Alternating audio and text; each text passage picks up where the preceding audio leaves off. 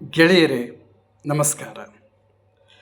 ಇಂದಿನ ವಿಶೇಷ ಕಾರ್ಯಕ್ರಮಕ್ಕೆ ನಿಮಗೆ ಸ್ವಾಗತ ಮತ್ತು ಸುಸ್ವಾಗತ. ಇಂದಿನ ಕಾರ್ಯಕ್ರಮದ ಶೀರ್ಷಿಕೆ ಇಂಧನದ ಬಿಕ್ಕಟ್ಟು.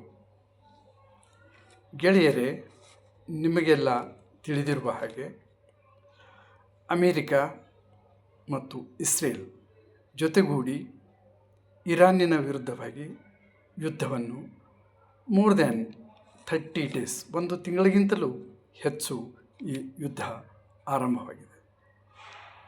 ಯುದ್ಧ ಯಾರಿಗೂ ಬೇಕಾಗಿಲ್ಲ, ಆದರೆ ಎರಡು ದೇಶಗಳ ಮಧ್ಯದಲ್ಲಿ ಇರತಕ್ಕಂತಹ ಈ ಭಿನ್ನಾಭಿಪ್ರಾಯಗಳಿಂದಾಗಿ ಯುದ್ಧಗಳು ಆರಂಭವಾಗುತ್ತೆ. ಮತ್ತು ಈ ಒಂದು ಯುದ್ಧಗಳಿಂದ ಬಹಳಷ್ಟು ಜನರಿಗೆ ಸಮಸ್ಯೆಗಳು ಉಂಟಾಗುತ್ತವೆ. ಇಂಧನ ಬಿಕ್ಕಟ್ಟು. ಈ ಇಂಧನ ಬಿಕ್ಕಟ್ಟಿಗೆ ಮುಖ್ಯವಾದಂತಹ ಒಂದು ಕಾರಣ ಅಮೇರಿಕ ಅಥವಾ ಇಸ್ರೇಲ್ ಇರಾನ್ನ ಮೇಲೆ ಮಾಡಿರ್ತಕ್ಕಂತಹ ಒಂದು ಯುದ್ಧ. ಮತ್ತು ಈ ಯುದ್ಧಗಳು ಕೇವಲ ಮನುಷ್ಯರ ನಡುವೆ ನಡೆಯೋದು ಅಲ್ಲದೆ ಇದು ಅಲ್ಲಿರ್ತಕ್ಕಂಥ ಇಂಧನದ ಘಟಕಗಳ ಮೇಲೆ ದಾಳಿ, ಏರೋಡ್ರಮ್ಸ್, ಏರ್ಪೋರ್ಟ್ಗಳು, ಶಾಲೆಗಳು, ಜನನಿಬಿಡ ಪ್ರದೇಶಗಳು, ಹಾಸ್ಪಿಟಲ್ ಮತ್ತು ಈ ವ್ಯಾಪಾರ ಮಾಡ್ತಕ್ಕಂಥ ಒಂದು ಇಂಪಾರ್ಟೆಂಟ್ ಪ್ಲೇಸಸ್ಗಳ ಮೇಲೆ ಯುದ್ಧ ನೌಕೆಗಳನ್ನು ಕಳಿಸಿ ಈ ಮಿಸೈಲ್ಗಳನ್ನು ಹಾರಿಸಿ ಅಲ್ಲಿಯ ಇಂಧನ ಘಟಕಗಳನ್ನಾಗಲಿ, ವಿಶ್ವವಿದ್ಯಾನಿಲಯಗಳಾಗಲಿ, ಮಾರುಕಟ್ಟೆಗಳಾಗಲಿ ಇವುಗಳನ್ನು ಧ್ವಂಸ ಮಾಡುತ್ತಾರೆ. ಮುಖ್ಯವಾಗಿ ಈ ಒಂದು ಇಂಧನದ ಘಟಕಗಳ ಮೇಲೆ ಆಗತಕ್ಕಂಥ ಒಂದು ದಾಳಿ, ಇದು ಕೇವಲ ಒಂದು ದಾಳಿಯಾಗಿರದೆ ಈ ಒಂದು ದಾಳಿಯಿಂದಾಗಿ ಇಡೀ ಜಗತ್ತಿನ ಎಲ್ಲ ರಾಷ್ಟ್ರಗಳಿಗೂ ಕೂಡ ಇದರ ಒಂದು ಬಿಸಿ ತಟ್ಟುತ್ತದೆ. ಮತ್ತು ಜಗತ್ತಿನಾದ್ಯಂತ ಜನರು ವಿವಿಧ ರೀತಿಯ ಇಂಧನದ, ಪರ್ಟಿಕ್ಯುಲರ್ಲಿ ಇಂಧನಕ್ಕಾಗಿ ಇಂಧನದ ಮೇಲೆ ಬಹು ದೊಡ್ಡ ಒಂದು ಹೊಡೆತವನ್ನು ಕೊಡುತ್ತಾರೆ. ಮತ್ತು ಇದರಿಂದಾಗಿ ಬಹಳಷ್ಟು ಇಂಧನ ಬಿಕ್ಕಟ್ಟಿಗೆ ಇಡೀ ಜಗತ್ತೇ ತೊಳ್ಳಾಡುತ್ತಿದೆ ಮತ್ತು ಸಮಸ್ಯೆಯನ್ನು ಅನುಭವಿಸ್ತವೆ. ಪರ್ಟಿಕ್ಯುಲರ್ಲಿ ಈಗ ಇಡೀ ಬಹಳಷ್ಟು ರಾಷ್ಟ್ರಗಳು ಇರಾನ್ ಮತ್ತು ಈ ತೈಲ ರಾಷ್ಟ್ರಗಳ ಮೇಲೆ ಅವು ಇಂಧನಕ್ಕಾಗಿ ಅವಲಂಬಿಸಿವೆ. ಈಗ ನಡೀತಕ್ಕಂಥ ಒಂದು ಯುದ್ಧದಿಂದಾಗಿ ಈ ಶ್ರೀಲಂಕಾಗಳಾಗಲಿ ಅಥವಾ ಮನೆಮಾರ್ ಈಗ ಪಡಿತರದ ರೀತಿಯಲ್ಲಿ ಇಂಧನವನ್ನು ಬಿಡುಗಡೆ ಮಾಡುತ್ತಿದ್ದಾರೆ. ಬಹಳಷ್ಟು ವಿಶ್ವವಿದ್ಯಾನಿಲಯಗಳು ಇವನ್ನು ಬಂದ್ ಮಾಡಲಾಗಿದೆ. ಆಮೇಲೆ ಆಫೀಸ್ಗಳು ಮುಂತಾದವುಗಳು they are all working from home to save the ಫ್ಯೂಯಲ್ನಲ್ಲಿ ಮುಖ್ಯವಾಗಿ ಇರತಕ್ಕಂಥ ಪೆಟ್ರೋಲ್, ಡೀಸೆಲ್, ಆಯಿಲ್ಸ್ ಮತ್ತು ಗ್ಯಾಸೋಲಿನ್ ಇವುಗಳಿಗಾಗಿ ಬಹಳಷ್ಟು ರಾಷ್ಟ್ರಗಳು ಇರಾನ್ ಮತ್ತು ಈ ಇಂಧನವನ್ನು ತಯಾರು ಮಾಡ್ತಕ್ಕಂಥ ಈ ರಾಷ್ಟ್ರಗಳ ಮೇಲೆ ಅವು ಸಂಪೂರ್ಣವಾಗಿ ಅವಲಂಬನೆ ಹೊಂದಿವೆ. ಈ ಒಂದು ಇಂಧನವನ್ನು ತಯಾರು ಮಾಡತಕ್ಕಂತಹ ಘಟಕಗಳ ಮೇಲೆ ದಾಳಿಗಳನ್ನು ಮಾಡಲಾಗಿ ಅಲ್ಲಿ ಸಂಸ್ಕರಣೆ ಆಗಲಿ ಅಥವಾ ಜನರೇಷನ್ ಆಫ್ ಇಂಧನವನ್ನು ತಯಾರು ಮಾಡ್ತಕ್ಕಂಥ ಈ ಘಟಕಗಳ ಮೇಲೆ ದಾಳಿಗಳನ್ನು ಮಾಡಿದಾಗ ಅಲ್ಲಿ ಇಂಧನ ಪೂರೈಕೆ ಅಥವಾ ಜನರೇಷನ್ ಆಫ್ ಇಂಧನ ಎಲ್ಲವೂ ಸ್ಥಗಿತಗೊಳ್ಳುತ್ತದೆ ಮತ್ತು ಆ ಸ್ಥಾವರ ಸಂಪೂರ್ಣ ನಾಶವಾಗಿ ಹೋಗುತ್ತದೆ. ಮತ್ತು ಈ ಸ್ಥಾವರವನ್ನು ಮತ್ತೆ ಪುನರ್ಯೋಜನೆ ಮಾಡಲು ಎಷ್ಟೋ ವರ್ಷಗಳೇ ಇದಕ್ಕೆ ಹತ್ತುತ್ತದೆ. ಇನ್ನು ಹರ್ಮನ್ ಜಲಸಂಧಿ, ಇದರ ಮುಖಾಂತರ ಬಹಳಷ್ಟು ಈ ಹಡಗುಗಳು ಈ ಒಂದು ತೈಲವನ್ನು ತುಂಬಿಕೊಂಡು ಬೇರೆ ಬೇರೆ ರಾಷ್ಟ್ರಗಳಿಗೆ ಅವು ಹೋಗುತ್ತಿರ್ತವೆ. ಆದರೆ ಅಲ್ಲಿ ಹರ್ಮನ್ ಜಲಸಂಧಿಯಲ್ಲಿ ಇವುಗಳಿಗೆ ದಿಗ್ಬಂಧನವನ್ನು ಹೂಡಿರುವುದರಿಂದ ಬಹಳಷ್ಟು ರಾಷ್ಟ್ರಗಳಿಗೆ ಈ ಹಡಗುಗಳು ಹೋಗಲು ಆಗುತ್ತಿಲ್ಲ. ಇದರಿಂದಾಗಿ ಬಹಳಷ್ಟು ರಾಷ್ಟ್ರಗಳಲ್ಲಿ ಇಂಧನ ಬಿಕ್ಕಟ್ಟಿಗೆ ಒಳಗಾಗಿವೆ. ಹಾಗೆ ನೋಡುವುದಾದರೆ ಪರ್ಟಿಕ್ಯುಲರ್ಲಿ ಭಾರತ ದೇಶ, India, it is fully depending on Iran and other countries for its fuel, petrol, diesel, oil, gas ಪ್ರತಿಯೊಂದಕ್ಕೂ ಬೇರೆ ಕಚ್ಚಾ ತೈಲವನ್ನು ನಿರ್ಯಾತ ಮಾಡಿಕೊಂಡು ಇಂಪೋರ್ಟ್ ಮಾಡಿಕೊಂಡು ಅದನ್ನು ಮತ್ತೆ ಪ್ರೋಸೆಸ್ ಮಾಡಿ ಪೆಟ್ರೋಲ್, ಡೀಸೆಲ್, ಆಯಿಲ್, ಗ್ಯಾಸ್ ಇವುಗಳನ್ನು ಇಡೀ ರಾಷ್ಟ್ರಾದ್ಯಂತ ವಿತರಿಸಿ ಒಂದು ಇಂಧನದ ಸಮಸ್ಯೆಯನ್ನು ನೀಡುತ್ತೆ. ಆದರೆ ಈ ಯುದ್ಧದಿಂದಾಗಿ ಈ ಒಂದು ಅನಿಲಗಳು, ಪೆಟ್ರೋಲ್ ಆಗಲಿ, ಕಚ್ಚಾ ತೈಲಗಳಾಗಲಿ, ಈ ದೇಶಗಳಿಂದ ಅದು ಬರುವುದು ನಿಂತ ಮೇಲೆ ಇದಕ್ಕೆ ಒಂದು ಬಹಳಷ್ಟು ಸಮಸ್ಯೆ ಉಂಟಾಗಿದೆ. ಮತ್ತು ಸ್ಕೇರ್ಸಿಟಿ, ಈ ಸ್ಕೇರ್ಸಿಟಿ ಇಂಧನದ ಒಂದು ಸ್ಕೇರ್ಸಿಟಿ, ಗ್ಯಾಸ್, ಪೆಟ್ರೋಲ್ ಮತ್ತು ಎಲ್ಲದರ ಒಂದು ಸ್ಕೇರ್ಸಿಟಿಯಿಂದಾಗಿ ಬಹಳಷ್ಟು ಅವಘಡಗಳು ಉಂಟಾಗಿವೆ. ಆದ್ದರಿಂದ ಇದರ ಒಂದು ಪರಿಹಾರ ಹೇಗೆ? ಈಗ ಹಾಗೆ ನೋಡೋದಾದರೆ ಭಾರತ ದೇಶದಲ್ಲಿ ಭಾಳಷ್ಟು ಬಿಸ್ನೆಸ್, ಹೋಟೆಲ್ಗಳು, ಸ್ಮಾಲ್ ರೆಸ್ಟೋರೆಂಟ್ಸ್ಗಳಾಗಲಿ ಎಲ್ಲವೂ ಇಂಧನ ಇಲ್ಲದೇ ಇರುವುದರಿಂದ ಬಹಳಷ್ಟು ಹೋಟೆಲ್ಗಳು ಬಂದಾಗಿವೆ. ಅಲ್ಲಿರತಕ್ಕಂಥ ಕಾರ್ಮಿಕರು ತಮ್ಮ ಕೆಲಸಗಳನ್ನು ಕಳೆದುಕೊಂಡು ನಿರುದ್ಯೋಗಿಗಳಾಗಿದ್ದಾರೆ. ಈ ಒಂದು ಸಮಸ್ಯೆಯನ್ನು ಪರಿಹಾರ ಮಾಡುವುದು ಹೇಗೆ?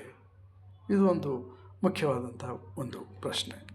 ಇದಲ್ಲದೆ ಪೆಟ್ರೋಲ್ನಲ್ಲಿ ಮುಂಚೆ ಇದ್ದಂತಹ ಒಂದು ಪೆಟ್ರೋಲ್, ಸುಲಭವಾಗಿ ಸಿಗ್ತಕ್ಕಂಥ ಒಂದು ಪೆಟ್ರೋಲು ಸುಲಭವಾಗಿ ಸಿಗದೆ ಕೆಲವು ಪ್ರದೇಶಗಳಲ್ಲಿ ಪೆಟ್ರೋಲ್ ಬಂಕ್ಗಳು ಬಂದಾಗಿದ್ದಾವೆ. ಕೆಲವು ಪ್ರದೇಶ, ನಾಟ್ ಇನ್ ಆಲ್ ಪ್ಲೇಸಸ್, ಕೆಲವು ಪ್ರದೇಶಗಳು.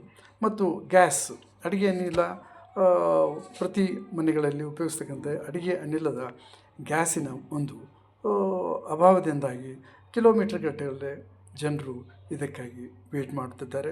ಮುಂಚೆ ಕೂಡಲೇ ಸಿಗ್ತಾ ಇದ್ದಂಥ 2-3 ದಿನಗಳಲ್ಲಿ ಸಿಗ್ತಾ ಇರ್ತಕ್ಕಂಥ ಈ ಒಂದು ಅಡುಗೆ ಅನಿಲ ಈಗ 25 ದಿವಸಗಳು, 1 ತಿಂಗಳವರೆಗೆ there is a waiting period.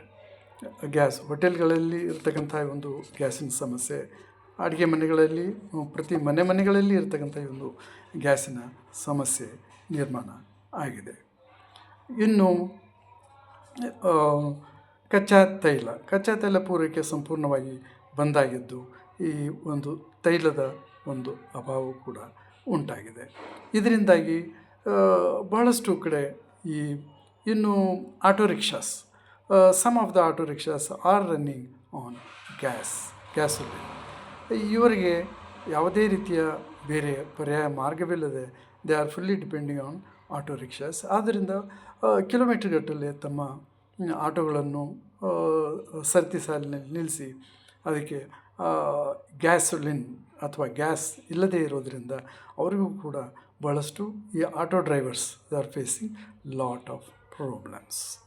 ಹೀಗೆ ಈ ಒಂದು ಯುದ್ಧದಿಂದಾಗಿ ಅಥವಾ ಡಿಪೆಂಡೆನ್ಸಿ ಆನ್ ಅದರ್ ಕಂಟ್ರೀಸ್, ಈ ಒಂದು ತೈಲಕ್ಕಾಗಿ, ಇಂಧನಕ್ಕಾಗಿ ಬೇರೆ ರಾಷ್ಟ್ರಗಳ ಮೇಲೆ ಅವಲಂಬನೆ ಆಗಿರುವುದರಿಂದ ಇವೆಲ್ಲ ಸಮಸ್ಯೆಗಳು ಉಂಟಾಗುತ್ತಿವೆ. ಪಾಕಿಸ್ತಾನ ತೆಗೆದುಕೊಂಡಾಗ ಅಲ್ಲಿಯ ಒಂದು ಭಾಳಷ್ಟು auto rickshaws are running on gases. No, they are not running on gases, they are running on electricity.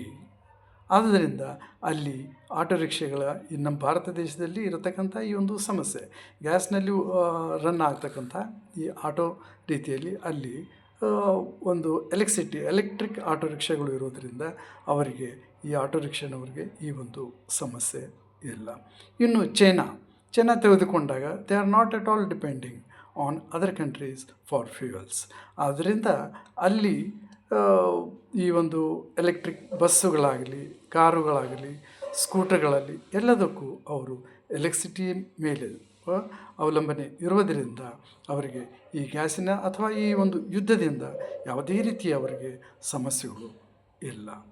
They are fully depending on electricity. ಅವರೇ ಒಂದು ಎಲೆಕ್ಟ್ರಿಸಿಟಿ, ಸೌರಶಕ್ತಿ ಅಥವಾ ಟರ್ಬೈನ್ಸ್, ಈ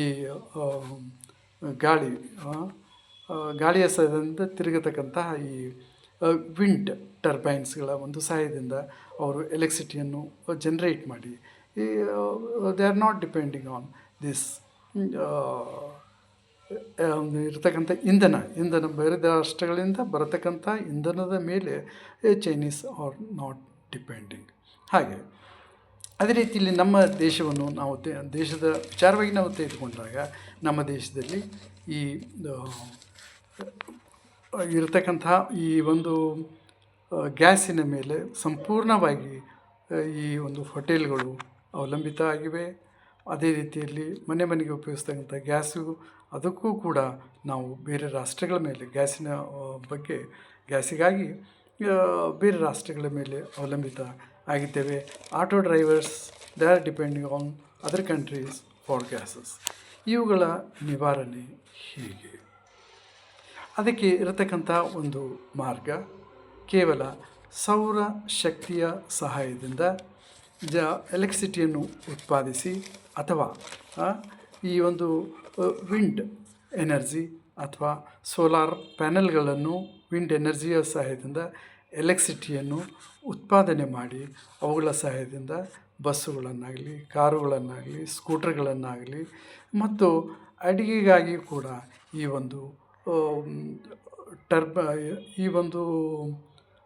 ಎಲೆಕ್ಟ್ರಿಸಿಟಿಯ ಸಹಾಯದಿಂದ ಇಂಡಕ್ಷನ್ ಕುಕ್ಕರ್ಗಳನ್ನು ಯೂಸ್ ಮಾಡಿ ಈ ಅಡುಗೆ ಮುಂತಾದವುಗಳನ್ನು ಮಾಡಬಹುದು. ಈ ರೀತಿಯಾಗಿ ನಾವು ಈ ಒಂದು ಸೌರಶಕ್ತಿಯನ್ನು ಉಪಯೋಗಿಸಿಕೊಂಡು ಗಾಳಿಯ ಸಹಾಯದಿಂದ ವಿಂಡ್ ಟರ್ಬೈನ್ಗಳನ್ನು ಯೂಸ್ ಮಾಡಿ, ವಿಂಡ್ ಮಿಲ್ಗಳನ್ನು ಯೂಸ್ ಮಾಡಿ ಎಲೆಕ್ಟ್ರಿಸಿಟಿಯನ್ನು ಜನ್ರೇಟ್ ಮಾಡಿ ನಾವು ಬೇರೆ ರಾಷ್ಟ್ರಗಳ ಮೇಲೆ ಈ ಇಂಧನಕ್ಕಾಗಿ ಅವಲಂಬನೆ ಆಗ್ತಕ್ಕಂಥದ್ದನ್ನು ಸಂಪೂರ್ಣವಾಗಿ ನಾವು ವಿ ಕ್ಯಾನ್ ಸೆಲ್ಫ್ ಡಿಪೆಂಡೆನ್ಸಿಗಿಂತ ನಾವು ಹೋಗಬಹುದು ಮತ್ತು ಬೇರೆ ರಾಷ್ಟ್ರಗಳ ಮೇಲೆ ಈ ಒಂದು ಇಂಧನಕ್ಕಾಗಿ ಅವಲಂಬನೆ ಆಗ್ತಕ್ಕಂಥದ್ದನ್ನು ನಾವು ಖಂಡಿತವಾಗಿಯೂ ಅವಾಯ್ಡ್ ಮಾಡಲಿಕ್ಕೆ ಸಾಧ್ಯವಿದೆ. ನಾವು ಈ ವಿಂಡ್ ಮಿಲ್ಗಳನ್ನು ಮತ್ತು ಸೋಲಾರ್ ಪ್ಯಾನೆಲ್ಗಳನ್ನು ಮತ್ತು ಕೆಲವು ಪ್ರದೇಶದಲ್ಲಿ ಈ ಒಂದು ಸ್ಟೀಮ್ ಎಂಜಿನ್ ಅಥವಾ ಸ್ಟೀಮ್ ಎನರ್ಜಿಯ ಒಂದು ಸಹಾಯದಿಂದ ಎಲೆಕ್ಟ್ರಿಸಿಟಿಯನ್ನು ಜನ್ರೇಟ್ ಮಾಡಿ ನಾವು ಬೇರೆ ಇಂಧನಕ್ಕಾಗಿ ಬೇರೆ ರಾಷ್ಟ್ರಗಳ ಮೇಲೆ ಅವಲಂಬನೆ ಆಗುವುದನ್ನು ಖಂಡಿತವಾಗಿಯೂ ತಪ್ಪಿಸಬಹುದು. ಗೆಳೆಯರೇ, ಇದಾಗಿತ್ತು ಇಂದಿನ ವಿಶೇಷ ಕಾರ್ಯಕ್ರಮ. ಹೊಸ ಸಂಚಿಕೆಯೊಂದಿಗೆ ಮತ್ತೆ ನಿಮ್ಮನ್ನು ಭೇಟಿಯಾಗೋಣ. ಅಲ್ಲಿಯವರೆಗೆ ನಮಸ್ಕಾರ.